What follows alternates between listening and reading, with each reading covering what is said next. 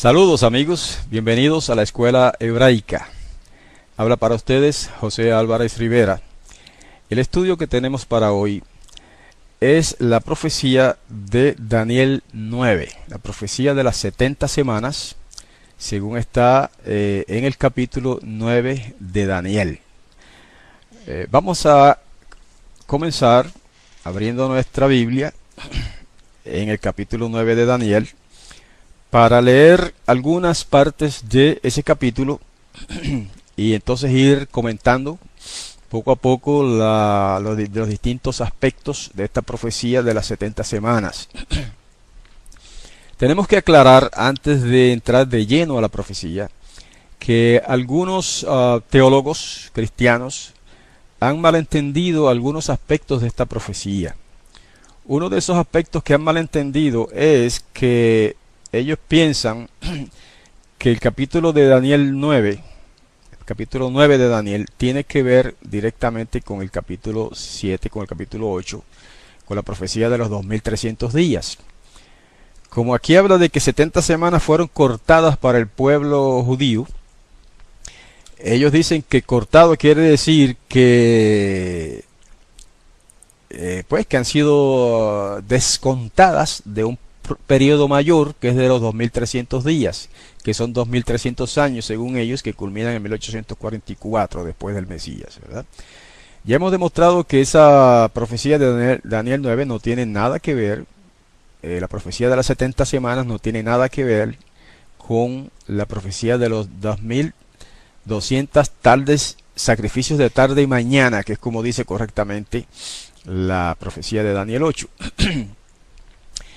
Además, la profecía de Daniel 8, vamos a revisarlo ahora inmediatamente en la propia Biblia, se dio, lo dice así Daniel 8.1, en el año tercero del reinado del rey Belsasar. Eso es en Babilonia. Mientras que la profecía de Daniel 9 se da en el año primero de Darío, hijo de Asuero. ¿Okay? Estoy hoy utilizando la versión Reina Valera, que es la más conocida por todos. Así que en Daniel 9.1 ya comienza diciendo eso, en el año primero de Darío, eso en hebreo es Dariawesh, hijo de Asuero, que en hebreo se dice Ahasuerosh, de la nación de los Medos, que vino el rey a ser rey sobre el reino de los caldeos. Entonces, en el año primero de su reinado, Daniel dice que, vamos a leer el verso 2, en el año primero de su reinado, yo, Daniel, miré atentamente en los libros el número de los años de que habló Yahweh al profeta Jeremías, que habían de cumplirse las desolaciones de Jerusalén en 70 años. Vamos a detenernos ahí. Quiere decir que Daniel, varios años después de la caída de Babilonia, en el primer año, al menos un año, el primer año del reinado de Darío, estaba estudiando el libro de Jeremías. Y en el libro de Jeremías, capítulo 25 y verso 11, no lo vamos a leer ahora, pero allí ustedes lo pueden leer. En el capítulo 25, verso 11 de Jeremías, y también en el capítulo 29, verso 10 de Jeremías, predice el Todopoderoso Yahweh que Judá iría en cautiverio y que ese cautiverio duraría 70 años.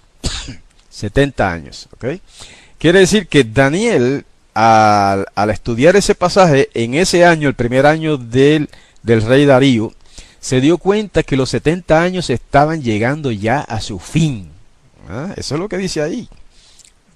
Dice ahí que en el año primero de su reinado, yo, Daniel, miré atentamente en los libros el número de los años de que habló Yahweh al profeta Jeremías, en las citas que le acabo de dar, que habían de cumplirse las desolaciones de Jerusalén en 70 años. Jerusalén estaba desolada. Estas personas habían sido llevadas al cautiverio en Babilonia. O sea que Daniel está hablando aquí en Babilonia. Probablemente escribió eso también allá en Babilonia. Entonces, a raíz de eso, de que él se dio cuenta de que ya estaba a punto de terminar el periodo de 70 años que había sido profetizado para la desolación de Jerusalén, Daniel entonces hizo una oración muy especial que comienza en el verso 3. No voy a leer todo, obviamente, para abreviar. En el verso 3 dice que él volvió su rostro a Yahweh, buscándolo en oración. En el verso 4 empieza la oración. Y esa oración se extiende hasta el verso 19, que es el pasaje que vamos a saltar para abreviar. Ahí simplemente está la oración de Daniel pidiendo perdón a Yahweh por las abominaciones y los pecados de su pueblo, que fueron los causantes del destierro. ¿Ok? A causa de la apostasía de Judá fue que vino el exilio que llevó a ese pueblo a ser desterrado a Babilonia, ¿verdad? A Babel. Y entonces Daniel pide perdón por ese desvarío, ¿verdad? Por ese apartamiento del pueblo, por esa apostasía. Y en el verso 19 concluye su oración. Y dice: perdona, presta oído, Yahweh, y hazlo, no tardes por amor de ti mismo, Yahweh poderoso mío, porque tu nombre es invocado sobre tu ciudad y sobre tu pueblo. Ahí termina la oración.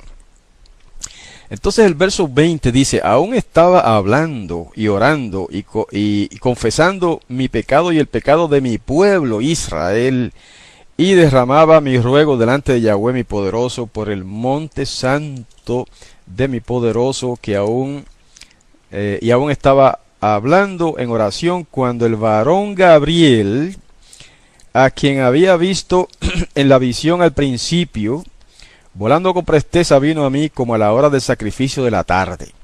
Eso quiere decir que esa oración y esa revelación de Daniel se dio a las 3 de la tarde, que era la hora del sacrificio, según algunos. Según otros, la hora del sacrificio era la puesta del sol, ¿verdad? Yo tiendo más bien a pensar que lo correcto es las 3 de la tarde, era la hora usual del sacrificio de la tarde. Ahora, el verso 22 dice: y me hizo entender, y habló conmigo diciendo: Daniel, ahora he salido para darte sabiduría y entendimiento. Al principio de tus ruegos fue dada la orden, y yo he venido para enseñártela, porque tú eres muy amado. Entiende pues la orden y entiende la visión. ¿Cuál visión? Esa es la pregunta importante ahora. Está hablando de la visión que se le dio a Jeremías en los capítulos que cité al principio, a través de la cual visión se predijo que la desolación de Jerusalén duraría 70 años. Por lo tanto, lo que viene ahora, la explicación que da el ángel sobre esto, tiene que ver con la restauración de Jerusalén. Lo que pasa es que entonces esta nueva visión le añade otros elementos adicionales a esa revelación de Jeremías, que son los que forman el meollo, el centro de la visión simbólica y profética que se va a desarrollar ahora desde el verso 24 en adelante. El verso 24 dice: 70 semanas están determinadas sobre tu pueblo y sobre tu santa ciudad. Nos detenemos ahí para aclarar algo. Estos hermanos que dicen que la palabra determinadas quiere decir, porque en hebreo dice cortadas, es verdad. En hebreo dice 70 semanas están cortadas sobre tu pueblo. Entonces ellos dicen que cortadas quiere decir que están deducidas 70 semanas de un periodo mayor. Y entonces ellos enlazan esta profecía con la de los 2300 días supuestos. Totalmente equivocado. La palabra cortada, ese error se basa en un desconocimiento de la cultura hebrea.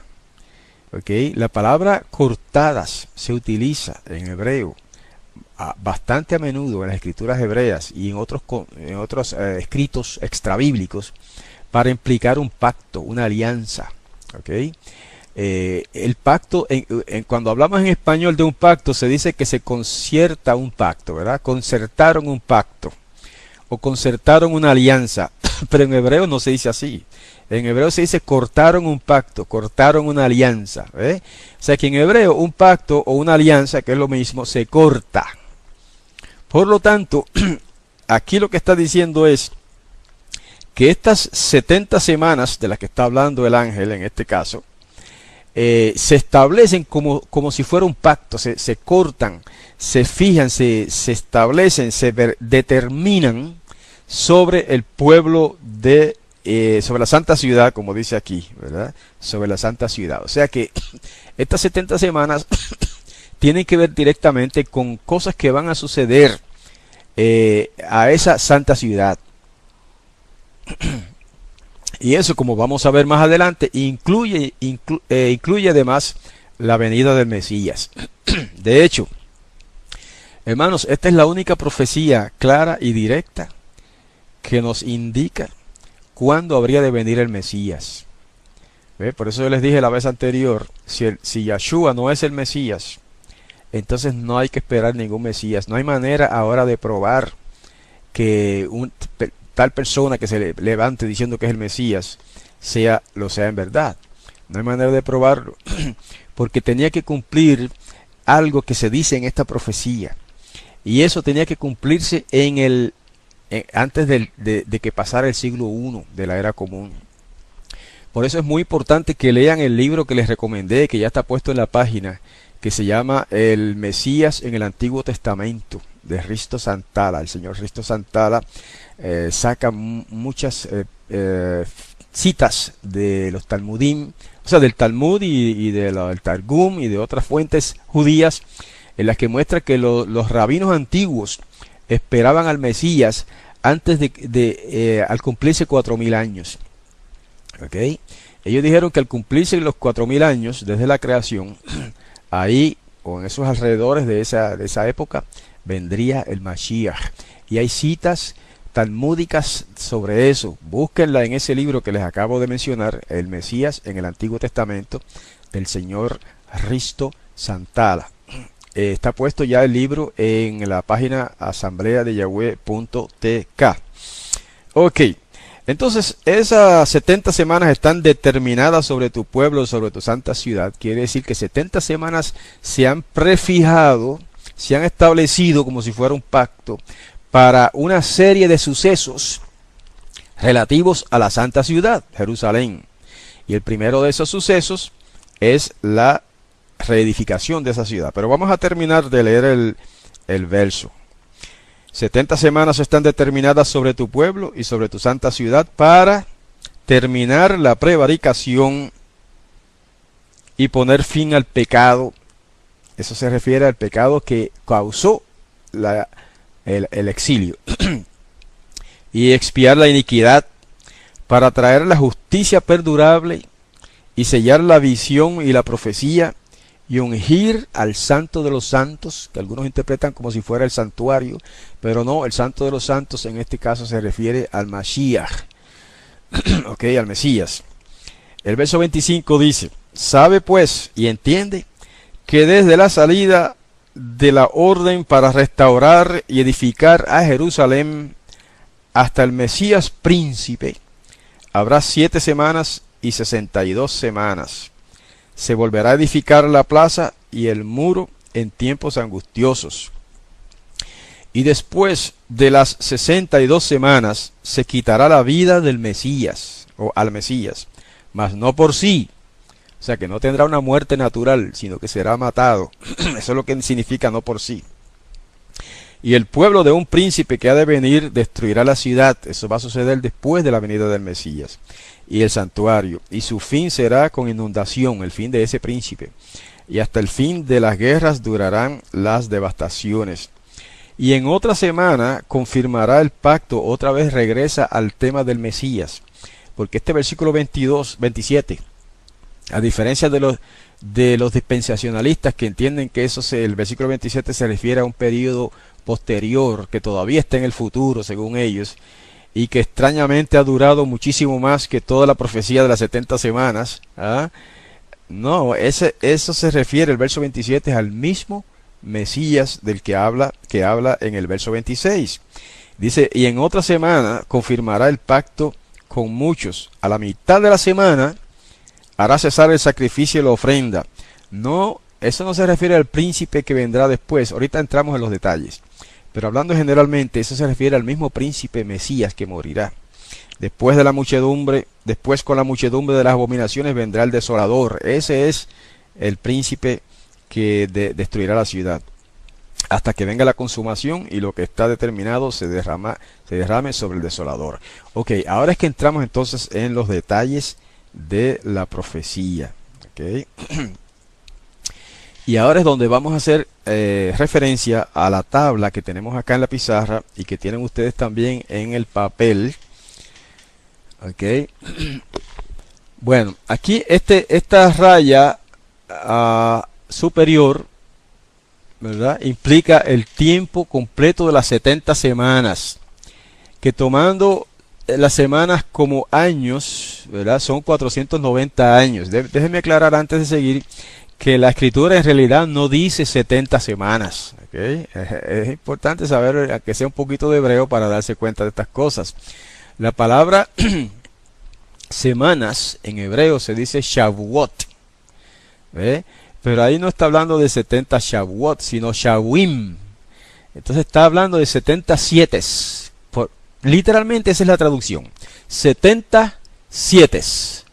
Pero claro, se refiere a 70 periodos de 7. 70 periodos de 7.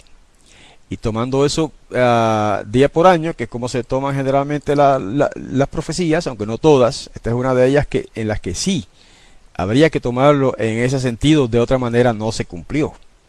¿Okay? Son entonces 70 periodos de 7 años, que son 490 años.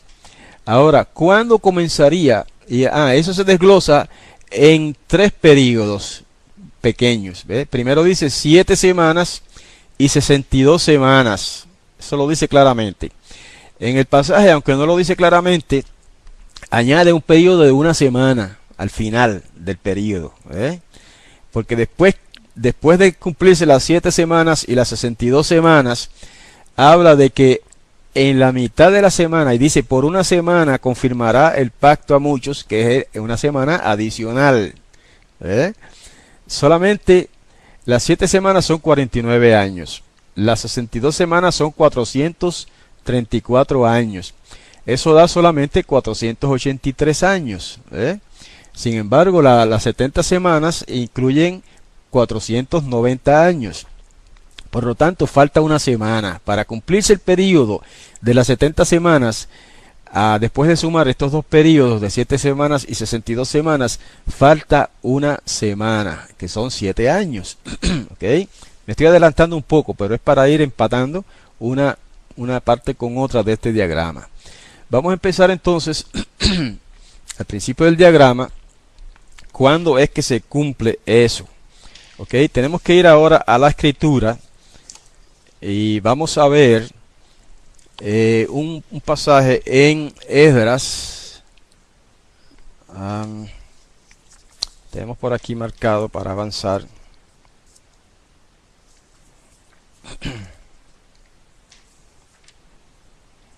Okay. En Esdras capítulo 6.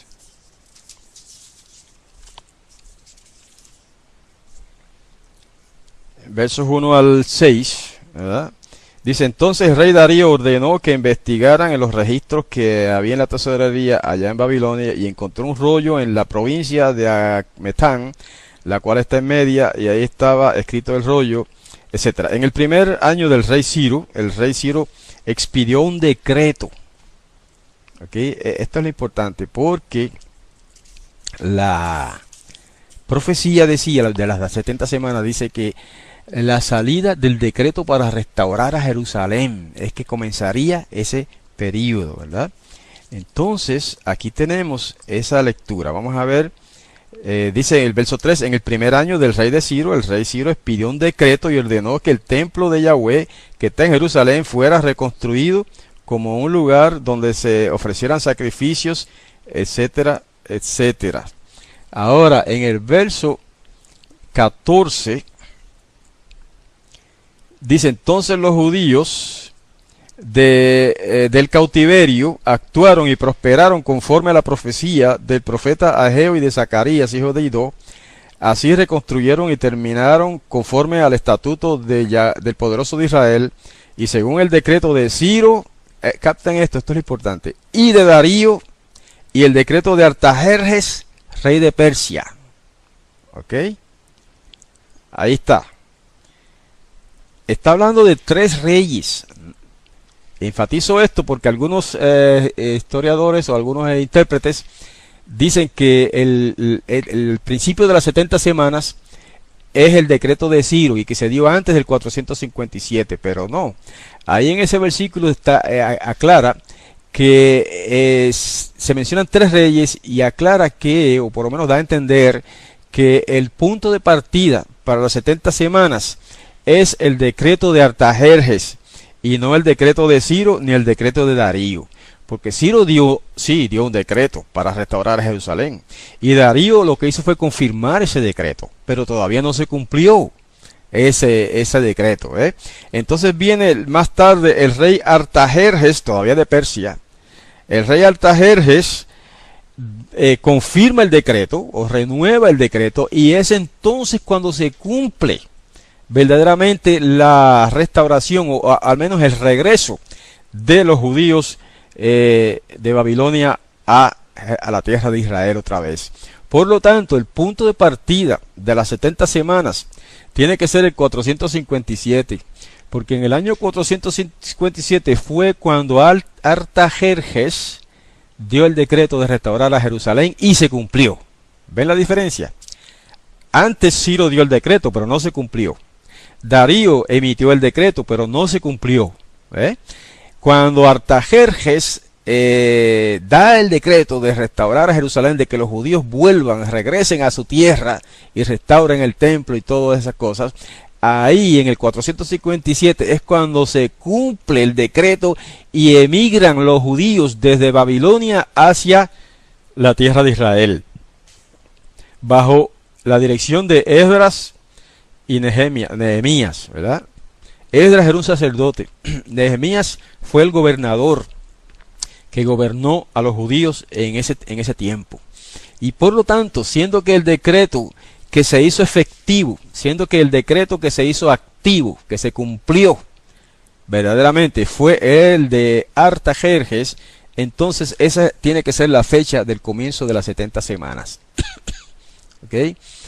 Y dice que las 70 semanas, tenemos que leer otra vez el párrafito, el versículo, para notar algunos otros detalles. Porque el verso 26, y después de las 62 semanas se quitará la vida del Mesías. Pero antes de eso, sabe pues y entiende que desde la salida de la orden para restaurar y edificar a Jerusalén, eso está aquí en 457, dada por Artajerjes, hasta el Mesías príncipe, que es acá, ¿verdad? En el año 27 es cuando aparece el Mesías príncipe de Israel. Dice que habrá 7 semanas, entonces la desglosa en 2 periodos, 7 semanas y 62 semanas. Y dice, y se volverá a edificar la plaza y el muro en tiempos angustiosos. Ok, en otras palabras, desde el 457 hasta el 408, que es cuando se termina la restauración de Jerusalén y el templo y todo eso, pasaron 49 años. Y no fueron años de paz, fueron tiempos angustiosos en los que los enemigos perseguían, ¿verdad? Hostigaban al pueblo. Hay que leer el libro de Esdras y de Nehemías para tener clara toda esa historia, ¿verdad? Pero resumiendo, en contra de toda clase de oposición que presentaron los enemigos, incluyendo los árabes, ¿verdad? Que querían impedir la reconstrucción de Jerusalén. A pesar de toda esa oposición, los judíos, como dice el relato, con una espada en la mano y con la otra trabajando, reedificaron los muros, reedificaron Jerusalén, reedificaron el templo y todo lo que había sido destruido. Okay. Y eso se cumplió en esos 49 años, culminando en el año 408. Por eso es que desglosa eso en 2 periodos principales. 7 semanas para la edificación de Jerusalén. Y después dice, y 62 semanas. Se añade entonces 62 semanas para cumplimiento de otras cosas, o de otra cosa. Entonces el verso 26 es donde nos lleva al meollo del estudio, porque dice que después de las 62 semanas se quitará la vida al Mesías. ¿Ve? Si 7 semanas son 49 años, entonces 62 semanas son 434 años. ¿Ve? Por lo tanto, sumando esos dos periodos, de 49 años y 434 años, nos da 483 años. Entonces, hermanos, estaba predicho que a partir del año 457 pasarían 483 años antes de la venida del Mesías. Eso quiere decir que según esa profecía, al final del período grande de 483 años, se quitaría la vida al Mesías. Por lo tanto, tiene que haber venido. Para que se le quitara la vida al Mesías, tenía que haber venido. Por lo tanto, en ese periodo de 483 años, tenía que venir el Mesías. Y así fue, hermanos. No tenemos que citar todos los pasajes, pero si ustedes leen el Evangelio, por ejemplo, de Mateo, cualquiera de los evangelios, ¿verdad?, le va a decir cómo fue el aparecimiento del Mesías. Y según los cálculos cronológicos, el aparecimiento del Mesías, el aparecimiento de Yahshua como Mesías, eso no quiere decir su nacimiento. Una cosa es su nacimiento y otra cosa es su aparecimiento como el Mashiach. El aparecimiento del Mashiach, o sea, Yahshua no se declaró Mashiach o no fue declarado hijo de Yahweh o Mashiach por el Padre, sino hasta que él tenía alrededor, dice el Evangelio, la Besorá, alrededor de 30 años, que fue cuando él fue a sumergirse, a cumplir ese rito simbólico de la inmersión, ¿verdad?, dirigido o supervisado por Yohanan o Juan el Inmersor, Juan el Bautista. Eso ocurrió en el año 27, en el otoño del año 27 de la era común. Por lo tanto, el Mesías tenía que aparecer ahí. El Mesías tenía que aparecer 483 años después del año 457. El Mesías tenía que aparecer 483 años después del decreto de la restauración, para la restauración de Jerusalén y el templo. ¿Ve?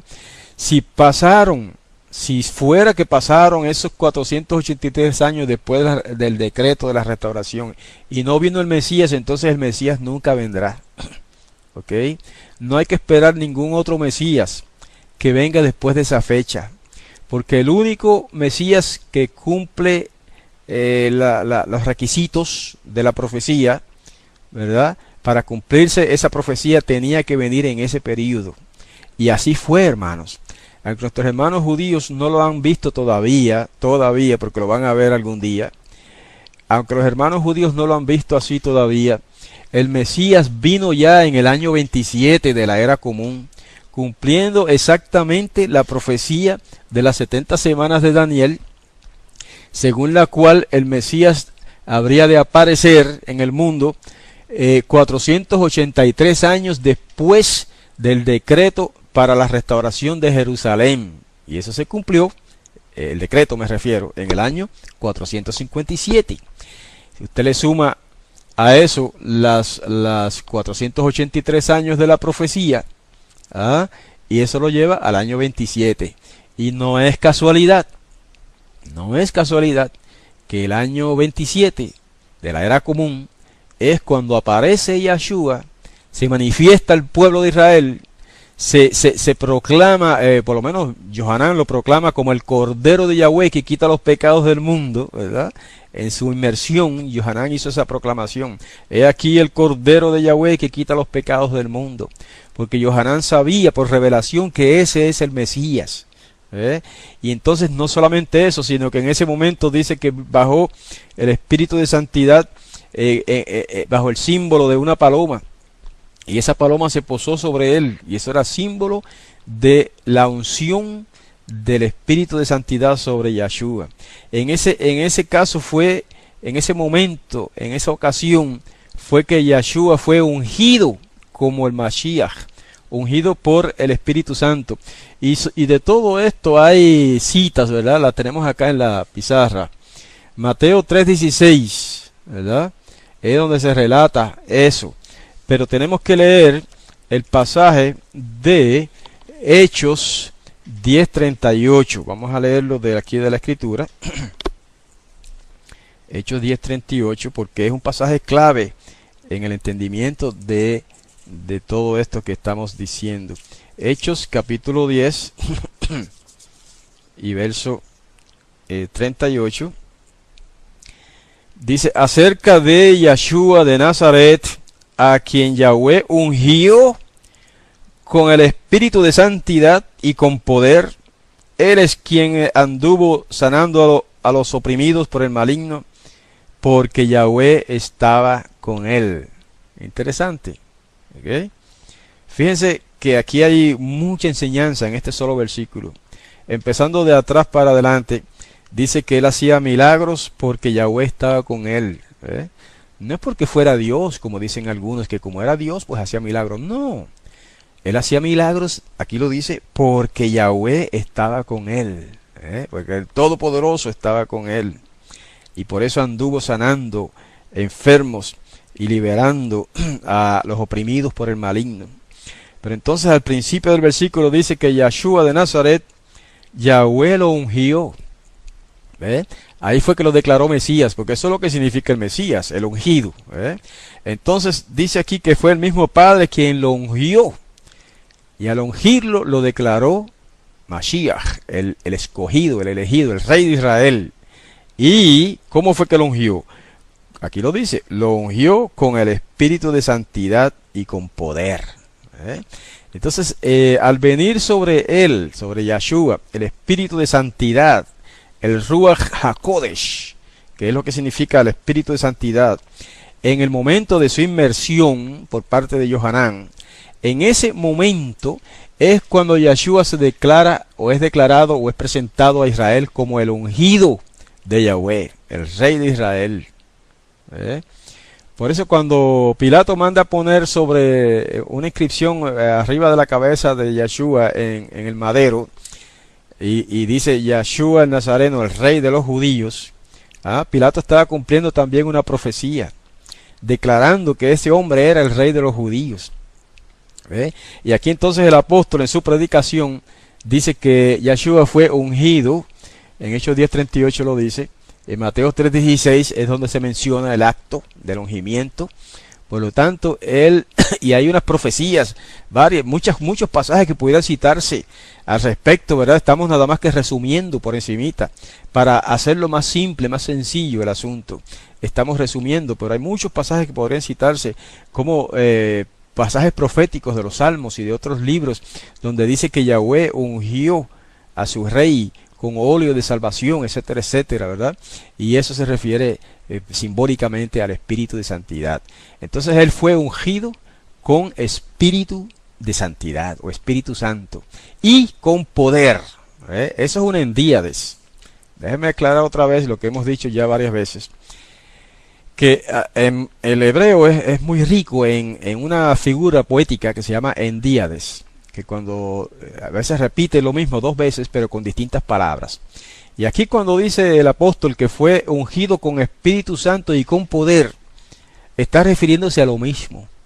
Está indicando que el Espíritu de Santidad es el poder con el que ungió Yahweh a su hijo Mashiach, al Mesías, ¿verdad? Por lo tanto, no se trata de una persona como algunos entienden, el Espíritu Santo, sino de un poder.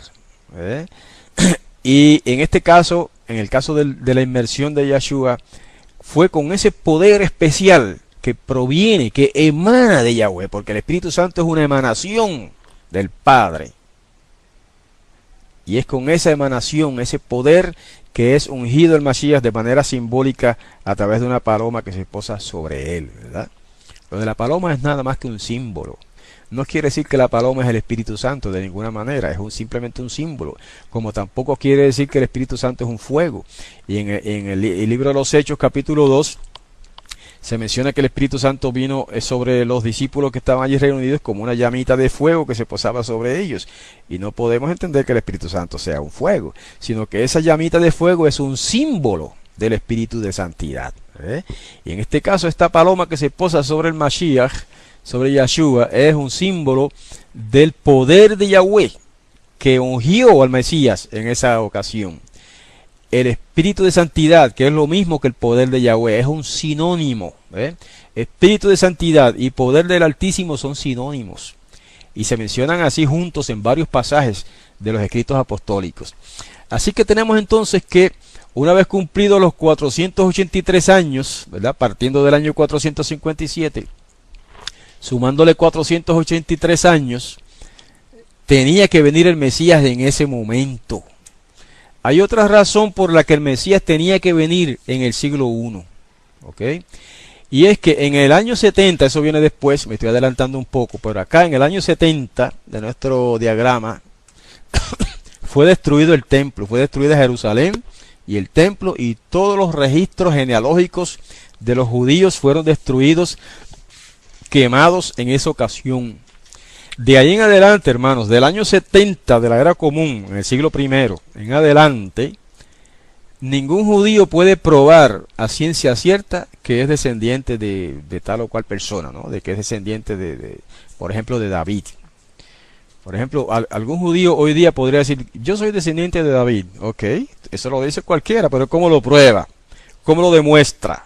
No puede, no puede, porque los registros genealógicos del pueblo de Judá fueron destruidos en el año 70.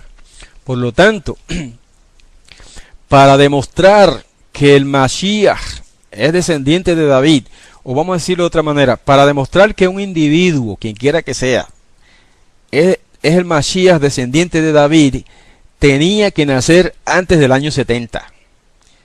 Tenía que nacer mientras el templo estuviera ahí en existencia, mientras estuvieran los registros genealógicos vigentes en el templo. ¿Ok? Y de esos registros genealógicos guardados en el templo de Jerusalén, fue que Mateo, el discípulo de Yahshua, sacó la genealogía de Yahshua para demostrar que Yahshua desciende de David.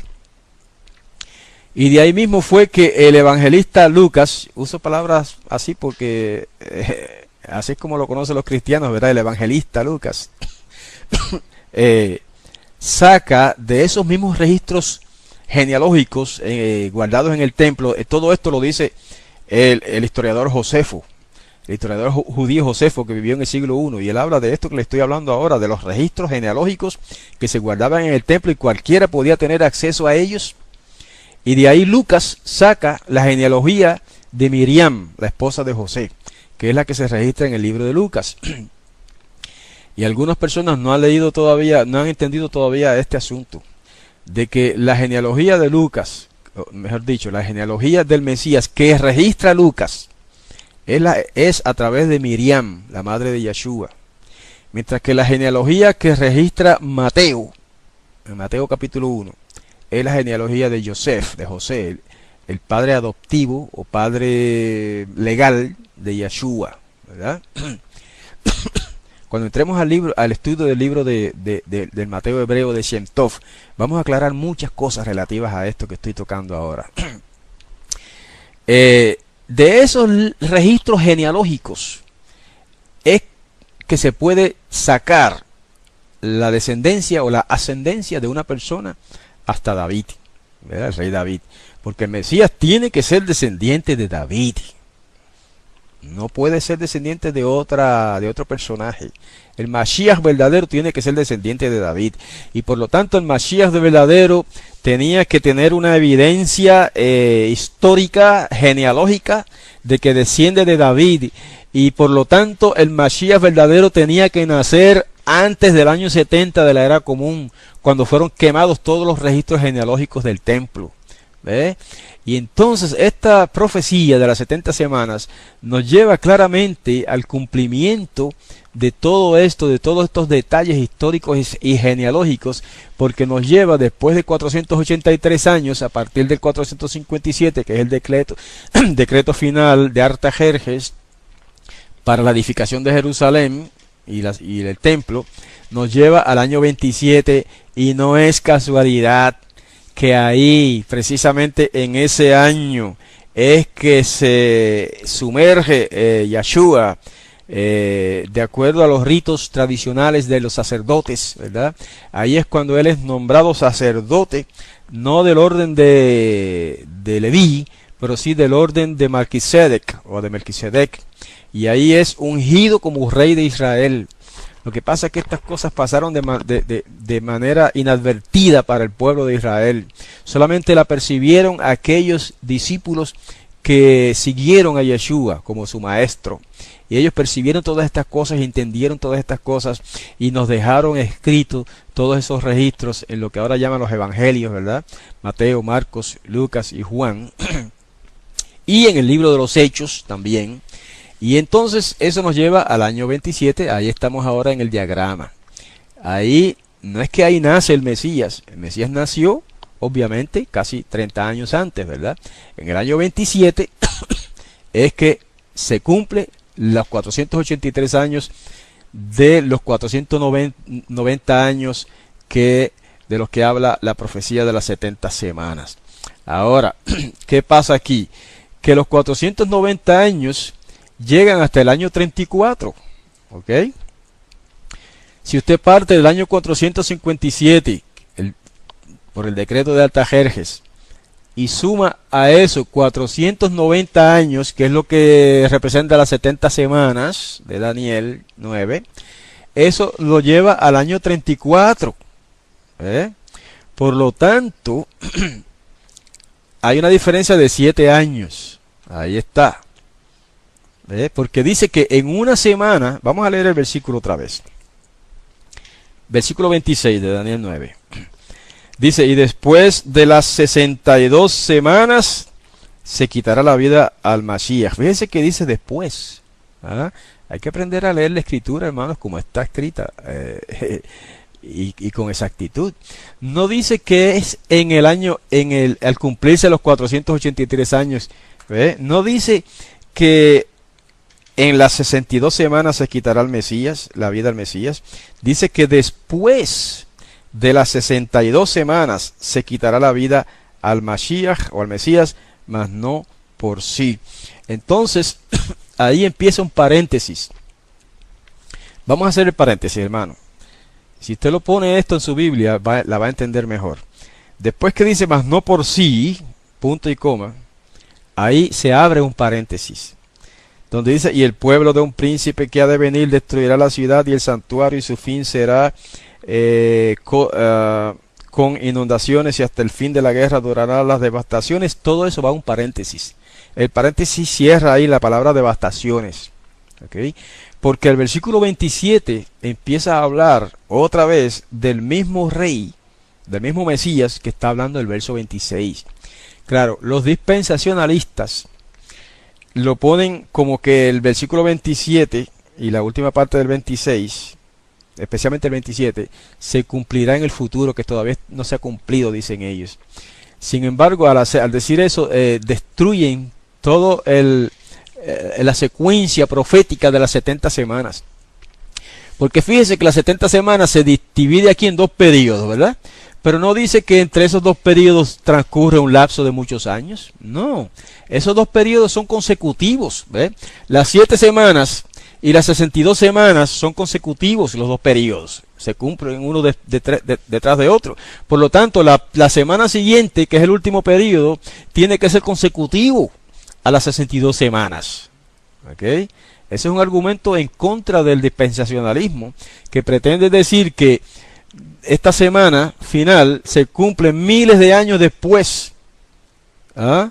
Deslocándola totalmente de la profecía de las 70 semanas. No, todo tiene que cumplirse en una serie de periodos consecutivos. Primer periodo, 7 semanas. Segundo periodo, 62 semanas. Tercer periodo, 1 semana. Ok, ahora, saltando el paréntesis, vamos a leer ahora en los versículos 26 y 27, saltando el paréntesis, para que usted vea cómo se entiende perfectamente esta parte de la profecía. Dice: y después de las 62 semanas se quitará la vida al Mesías, mas no por sí. 27. Y en otra semana confirmará el pacto con muchos. Ahí está. A la mitad de la semana hará cesar el sacrificio y la ofrenda. Hasta ahí. O sea que del año 27 al año 34 va una semana simbólica, que son 7 años, ¿verdad? Dice que a la mitad de la semana el Mesías, ungido en el verso 26, mencionado, mejor dicho, en el verso 26, dice que confirmaría el pacto con muchos. ¿Ve? Es decir, que ahí sería quitada la vida al Mesías también. Y dice que a la mitad de la semana haría cesar el sacrificio y la ofrenda. ¿Ok? Hasta ahí. Porque de ahí en adelante es otro paréntesis que vuelve a unirse con el paréntesis final del verso 26. Es que, por eso es que muchas personas no entienden estas profecías, porque no toman en cuenta que los relatos históricos y a veces proféticos de los hebreos no son siempre consecutivos. Hacen paréntesis y después de cerrar el paréntesis vuelven a lo mismo que estaba diciendo antes. Por ejemplo, si usted estudia el libro de Apocalipsis y no capta que todos esos segmentos proféticos no son consecutivos, sino que son que se cumplen a la misma vez, muchos de esos segmentos proféticos, entonces no va a entender el libro de Apocalipsis. Los segmentos proféticos de Apocalipsis, de las 7 trompetas, las 7 plagas, etcétera, no es que vienen uno después de otros, no no son consecutivos, se me olvida la palabra de momento, ¿no? Lo contrario de consecutivos es que se cumplen a la misma vez. Otra cosa, en la profecía en Apocalipsis 11 es interrumpida por un paréntesis de Apocalipsis 12, ¿verdad? Menciono esto solamente por una comparación. Apocalipsis 12 no es nada más que un paréntesis en los segmentos proféticos de Apocalipsis 11 y 13 y etcétera. Entonces, el que no entiende esta costumbre hebrea de introducir paréntesis históricos y proféticos dentro de una profecía, no va a entender tampoco el libro de Daniel. Porque aquí, la última parte del versículo 26, donde dice el pueblo de un príncipe, hasta el final de ese versículo es un paréntesis. Y la última parte del verso 27, desde donde dice después con la muchedumbre de las abominaciones, es otro paréntesis que regresa al paréntesis del verso 26. Por eso es que hay que leer la primera parte del verso 26 y la primera parte del verso 27 como un todo. Vamos a hacerlo otra vez. Y después de las 62 semanas se quitará la vida al Mesías, mas no por sí. 27. Y por otra semana o en otra semana confirmará el pacto con muchos. Porque el hebreo no dice por otra semana. Cuidado con eso. Eso puede cambiar el sentido de todo el texto. En español dice y por otra semana. No, el hebreo no dice así. El hebreo dice y otra semana. La palabra por no está ahí, se la añadieron.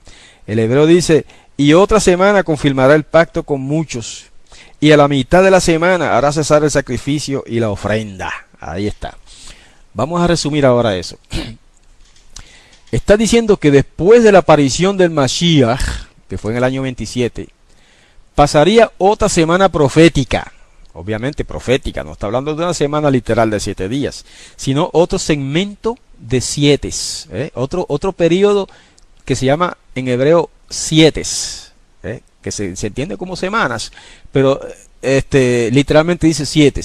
En este caso, después de la aparición del Mashiach, pasaría otra semana, otro periodo de 7, en otras palabras, otros 7 años. Pero dice que a la mitad de esa semana se quitaría la vida al Mesías. Primero dice, después de las 62 semanas se quitaría la vida al Mesías. O sea, que tiene que ser después del año 27. Pero el verso 27 añade otro detalle. Y en otra semana confirmará el pacto con muchos. Y a la mitad de la semana hará cesar el sacrificio y la ofrenda. En otras palabras, partiendo del año 27, una semana de años, que son 7 años, llega al año 34. La mitad de esa semana, la mitad de esos 7 años, es el año 31. Y qué casualidad, entre comillas, porque no es casualidad, que ahí es cuando muere Yahshua. Yeshua muere en el año 31. Estas fechas son un poco aproximadas, pero más o menos en el año 31, en el otoño. Y eso es la mitad de 7 años. El año 31 es el punto medio entre el año 27 y el año 34, hermanos. Y no es casualidad que Yeshua muere ahí, porque decía la profecía que a la mitad de la semana hará cesar el sacrificio y la ofrenda. Y cuando el Mesías muere, cuando Yeshua muere en el madero, en el año 31, que es la mitad de la semana simbólica, ¿verdad? O profética de 7 años, desde el año 27 al 34, cuando Yeshua muere a la mitad de la semana profética, que es el año 31, ¿qué sucedió en el templo? ¿Qué sucedió en el templo? Por eso yo les recomiendo el libro de las profecías de Daniel del doctor José Grau, ¿verdad? Lo voy a mostrar una vez más, porque aquí están todos los detalles y las citas bíblicas. No vamos a mencionar ahora todas las citas bíblicas. Nos cogería 1 hora o 2 si vamos a hacer este análisis con todos sus detalles, ¿verdad? Estamos resumiendo. Y lo que queremos es invitarlos a estudiar más a fondo y más profundamente todas estas cosas. Pero mire, a la mitad de la semana, que es el año 31, muere el Mashiach, muere Yeshua, ejecutado en un madero, ¿verdad? Por los romanos, vendido por los judíos y ejecutado por los romanos. ¿Y qué ocurre en el templo? Ya vi que alguien lo escribió en la pizarra. ¿Ok? Dice el registro de los evangelios que no recuerdo si es Mateo 27, 50 al 51, me parece que ese es el pasaje. Usted lo puede leer allá. Que se rajó el velo del templo. En otras versiones dice el alquitrave del templo, o sea, la parte de arriba se cae y se raja, se hiende el velo, la cortina del templo que separaba el lugar santo del lugar santísimo, se hiende en 2. Y el escritor del libro de los Hechos, de los Hebreos, aplica ese detalle, aunque no lo mencione así específicamente, a que el Mesías abrió el velo para darnos paso al lugar santísimo, que es la morada de Yahweh. Y entonces, no solamente eso, sino que al morir Yeshua en el año 31, termina la eficacia de los sacrificios del templo. Fíjense lo que dije, la eficacia, no dije que terminan los sacrificios, porque los sacrificios siguieron realizándose en el templo hasta el año 70.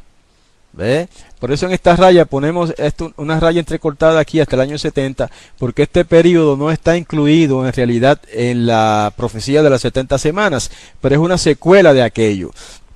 En el año 70 se culminan físicamente los sacrificios en el templo. ¿Por qué? Porque es destruido el templo y terminan para siempre los sacrificios que según la Torá hay que presentar en el templo de Jerusalén. Al destruirse el templo quedan eliminados físicamente los sacrificios. Pero lo que estoy diciendo ahora y tratando de recalcar es que en el año 31 fueron eliminados espiritualmente los sacrificios.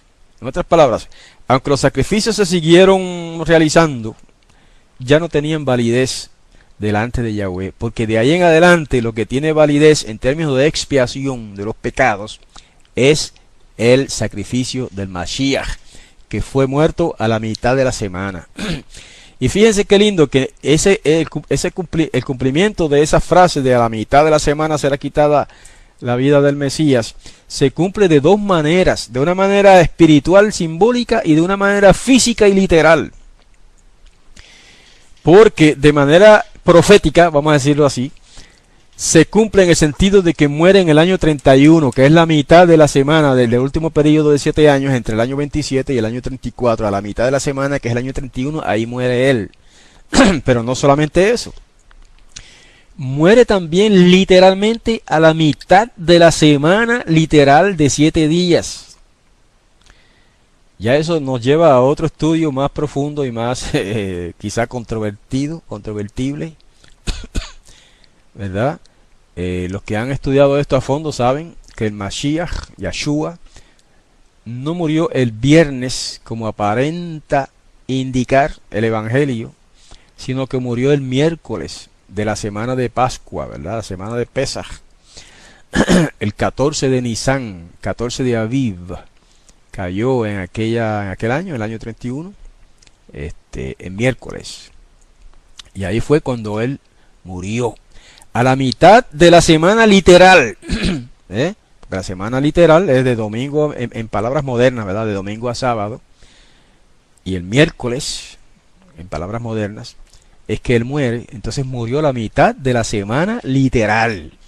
Y también murió la mitad de la semana profética, que ya explicamos que son los 7 años que transcurren desde el año 27, que es el aparecimiento del Mashiach, hasta el año 34. Ahora, ¿qué es lo que sucede en el año 34? ¿Qué es lo que sucede en el año 34 que tiene significado importante con relación a esta profecía? ¿Ok? Sí, ciertamente el Mashiach murió un miércoles. Alguien está preguntando en la sala, ¿verdad? Como exclamando o preguntando, ¿no? Sobre miércoles. Sí. Lo que pasa es que esto ya nos lleva a un estudio muy profundo, muy difícil, ¿verdad? Él estuvo 3 días y 3 noches en el sepulcro. Murió el miércoles a la puesta ya cerca de la puesta del sol, y resucita el Shabbat a la puesta del sol, más o menos alrededor de la puesta del sol, y ahí se cumplen los 3 días y 3 noches. Pero ya eso, no pregunten sobre eso ahora, porque eso nos llevaría a un estudio muy complejo, ¿verdad? El asunto es que él muere a la mitad de la semana física, que es miércoles, y también muere a la mitad de la semana profética, que son los años 27 al 34. Todo se cumplió al pie de la letra. El Mesías es cortado, Mateo 27, 50 51, ahí nos habla de eso, ¿verdad? Ahora, ¿qué ocurre en el año 34? Que da fin a esta predicción, a esta semana, a este periodo profético de 70 semanas. Las 70 semanas de Daniel 9 terminan en el año 34, hermanos. Y en el año 34, aquí no tenemos que hacer referencia al libro de José Grau, porque el libro de José Grau no tiene muchos de estos detalles que yo estoy mencionando aquí. En el libro de los Hechos y en los Evangelios, Mateo, Marcos, Lucas y Juan, se registran muchas cosas de las que hemos resumido aquí en pocas palabras. En el año 34 es cuando, y ahí usted puede leer eso en Hechos 7, 54 a 56 y Hechos 8, 1, no lo vamos a leer obviamente por cuestión del tiempo, pero léalo usted en su casa, y usted va a ver que en ese año es cuando muere. Uno de los sucesos importantes en ese año fue la muerte de Esteban y la conversión de Shaul, de Pablo. ¿Ok? Con el apedreamiento de Esteban, en el cual estuvo presente Shaul, y lo menciona ahí en ese registro histórico, culmina las 70 semanas. ¿Por qué? Porque ahí empieza a predicarse la Besorá, la buena noticia, el Evangelio, a los gentiles. Porque ahí es cuando se convierte Shaul, Pablo, y ahí se le encomienda, el Mesías mismo se le aparece y encomienda a Shaul, a Pablo, la predicación de la Besorá, de la buena noticia del Mesías, a los gentiles, a las naciones. Y entonces, por lo tanto, aquí en el año 34 comienzan los tiempos de los gentiles. ¿Okay? Comienzan los tiempos de los gentiles. Poco después de eso, para confirmar que ya la administración judaica del templo ya no tenía efecto, ya no era efectiva. Para culminar eso, Yahweh permite que en el año 70 el general romano Tito, que más tarde llegó a ser emperador también, destruyera la ciudad de Jerusalén y destruyera el templo, tal como se había predicho en Daniel. Por eso es que cuando Yahshua, en Mateo 24, Yahshua habla de esa predice más bien esa destrucción del templo, dice que que darán cuenta cuando esté puesta en el templo la abominación desoladora de la que habló Daniel. Entonces Yeshua en Mateo 24 hizo referencia a esta abominación desoladora que fue puesta en el templo en el año 70, que no fue otra cosa que la profanación del templo por el general Tito, porque antes de la destrucción del templo él lo profanó. Las tropas entraron ahí al templo y hicieron barbaridades en ese templo parecidas a las que hizo Antíoco Epífanes y su ejército. También el general Tito y su ejército romano profanó el templo, y no solamente lo profanó, sino que después lo destruyó, y no quedó una piedra sobre otra piedra de ese templo en el año 70, cumpliendo al pie de la letra también la profecía de nuestro profeta mayor Yeshua, que en Mateo 24 él predijo y dijo no quedará piedra. ¿Se acuerdan? Cuando sus discípulos dijeron, mira maestro, qué maravilla ese templo, él dijo, yo les digo que no quedará piedra sobre piedra de este templo que no sea destruida. Y así fue, en el año 70 se cumple eso, pero lo interesante en este contexto no es tanto eso, es que en el año 34 comienzan los tiempos de los gentiles, de los que habla también la Besorá o el Evangelio, para que todo el mundo lo entienda, ¿verdad? Entonces es cuando es comisionado Shaul para ir a predicar la Besorá, la nueva del Mesías, a los gentiles.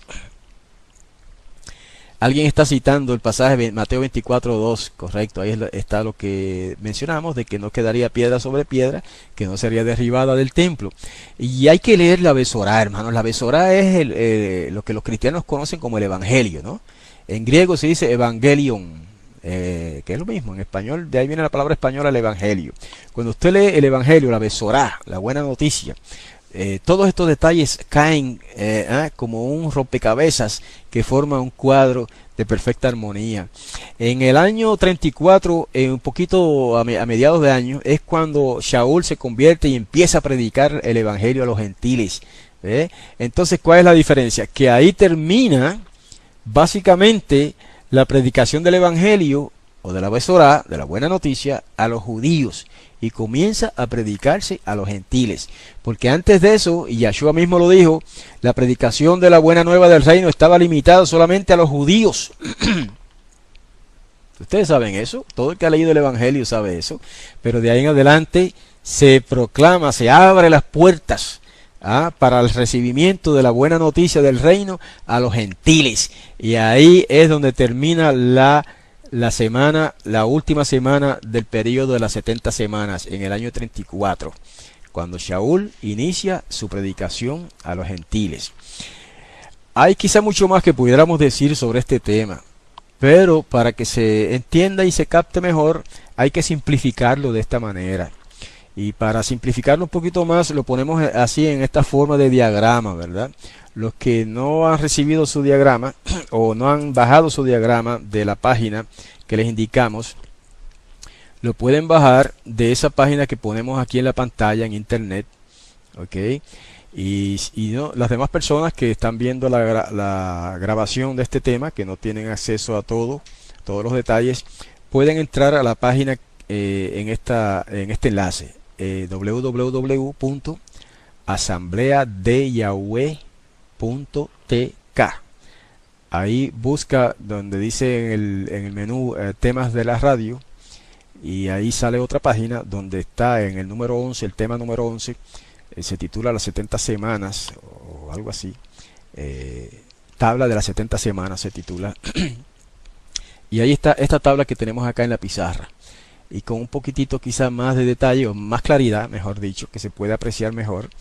Y si alguna pregunta quedare, con mucho gusto podemos contestarla por escrito, ¿verdad? Si me escriben a hebraica@gmail.com. Con esto llegamos al final de nuestro tema de hoy.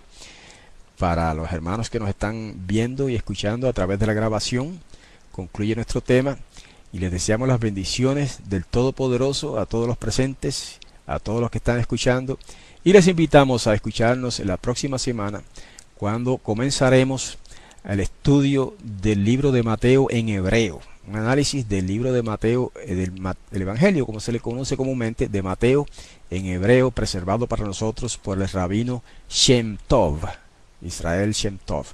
Y Para entonces pondremos en la página también el libro. Ya está puesto, pero vamos a poner una edición revisada y corregida de ese libro de Mateo Hebreo de Shem Tov, con el texto hebreo y también la traducción al español. Así que nos despedimos ahora entonces, deseándoles a nuestros oyentes que el Todopoderoso Yahweh los bendiga y los guarde. En 70 años. Jerusalén estaba desolada. Estas personas habían sido llevadas al cautiverio en Babilonia. O sea que Daniel está hablando aquí en Babilonia. Probablemente escribió eso también allá en Babilonia. Entonces, a raíz de eso, de que él se dio cuenta de que ya estaba a punto de terminar el periodo de 70 años que había sido profetizado para la desolación de Jerusalén, Daniel entonces hizo una oración muy especial que comienza en el verso 3. No voy a leer todo, obviamente, para abreviar. En el verso 3 dice que él volvió su rostro a Yahweh, buscándolo en oración. En el verso 4 empieza la oración. Y esa oración se extiende hasta el verso 19, que es el pasaje que vamos a saltar para abreviar. Ahí simplemente está la oración de Daniel pidiendo perdón a Yahweh por las abominaciones y los pecados de su pueblo, que fueron los causantes del destierro. A causa de la apostasía de Judá fue que vino el exilio que llevó a ese pueblo a ser desterrado a Babilonia, ¿verdad? A Babel. Y entonces Daniel pide perdón por ese desvarío, ¿verdad? Por ese apartamiento del pueblo, por esa apostasía. Y en el verso 19 concluye su oración y dice: perdona, presta oído, Yahweh, y hazlo, no tardes por amor de ti mismo, Yahweh poderoso mío, porque tu nombre es invocado sobre tu ciudad y sobre tu pueblo. Ahí termina la oración. Entonces el verso 20 dice: aún estaba hablando y orando y confesando mi pecado y el pecado de mi pueblo Israel, y derramaba mi ruego delante de Yahweh mi poderoso por el monte santo de mi poderoso, que aún estaba hablando en oración cuando el varón Gabriel, a quien había visto en la visión al principio, volando con presteza, vino a mí como a la hora del sacrificio de la tarde.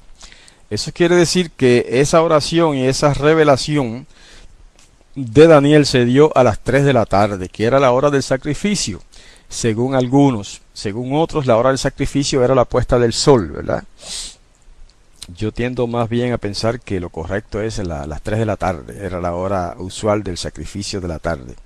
Ahora, el verso 22 dice: y me hizo entender, y habló conmigo diciendo: Daniel, ahora he salido para darte sabiduría y entendimiento. Al principio de tus ruegos fue dada la orden, y yo he venido para enseñártela, porque tú eres muy amado. Entiende pues la orden y entiende la visión. ¿Cuál visión?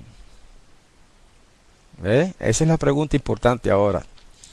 Está hablando de la visión que se le dio a Jeremías en los capítulos que cité al principio, a través de la cual visión se predijo que la desolación de Jerusalén duraría 70 años. Por lo tanto, lo que viene ahora, la explicación que da el ángel sobre esto, tiene que ver con la restauración de Jerusalén.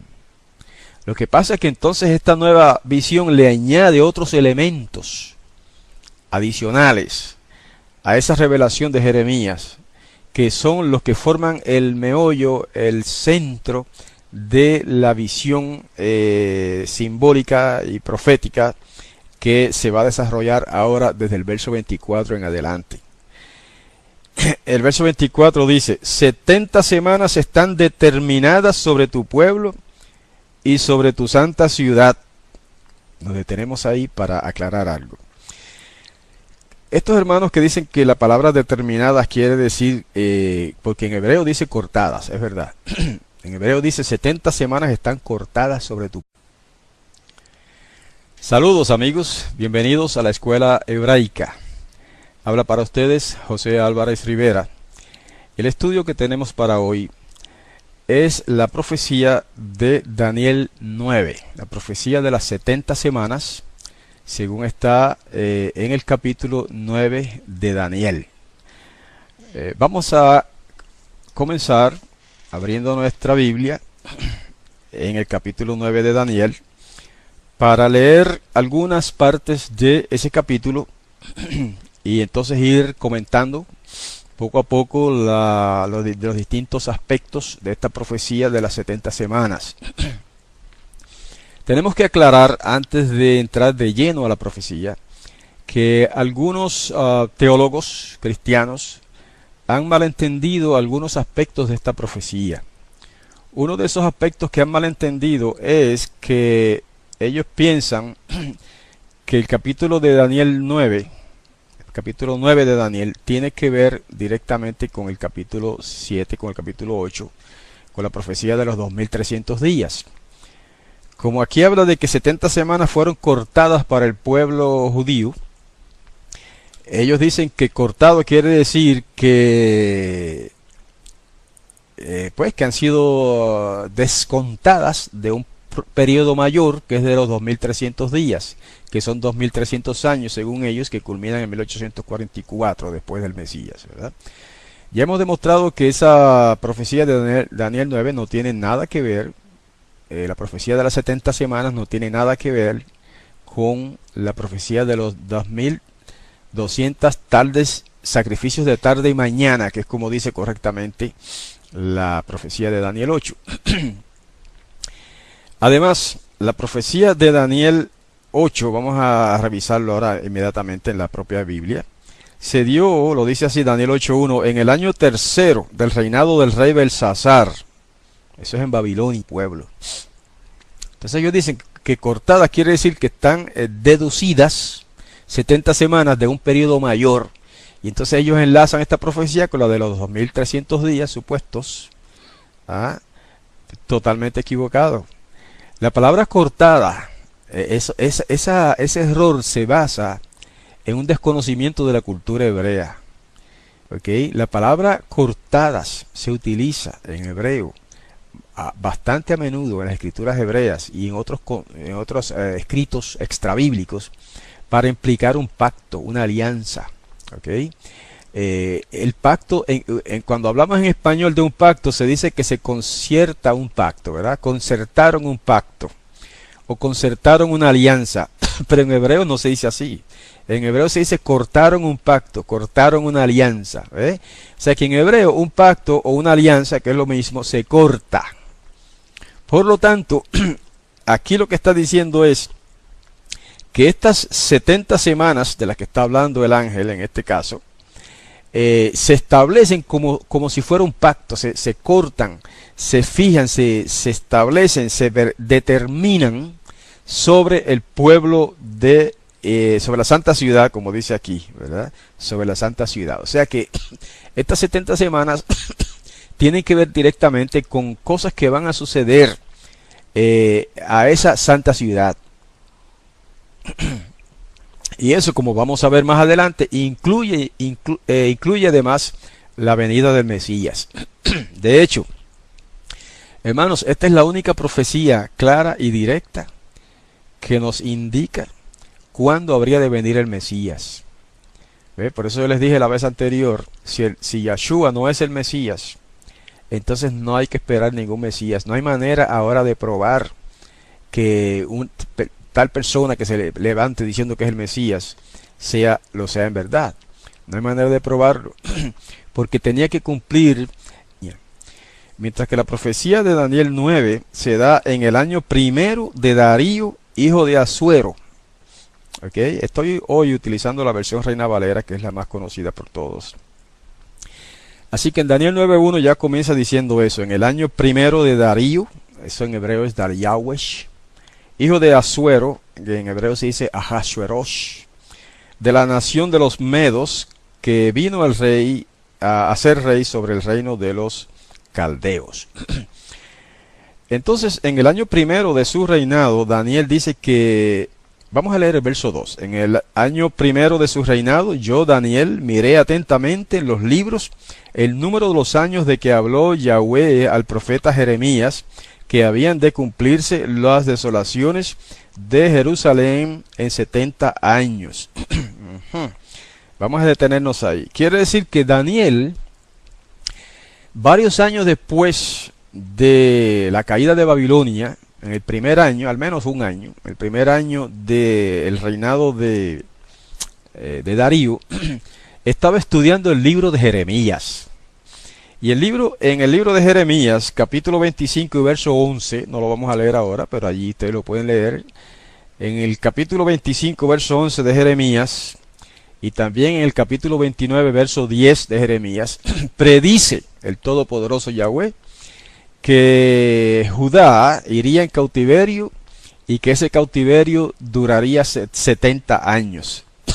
70 años, ¿ok? Quiere decir que Daniel, al estudiar ese pasaje, en ese año, el primer año del rey Darío, se dio cuenta que los 70 años estaban llegando ya a su fin. ¿Ah? Eso es lo que dice ahí. ¿Ve? Dice ahí que en el año primero de su reinado, yo, Daniel, miré atentamente en los libros el número de los años de que habló Yahweh al profeta Jeremías, en las citas que le acabo de dar, que habían de cumplirse las desolaciones de Jerusalén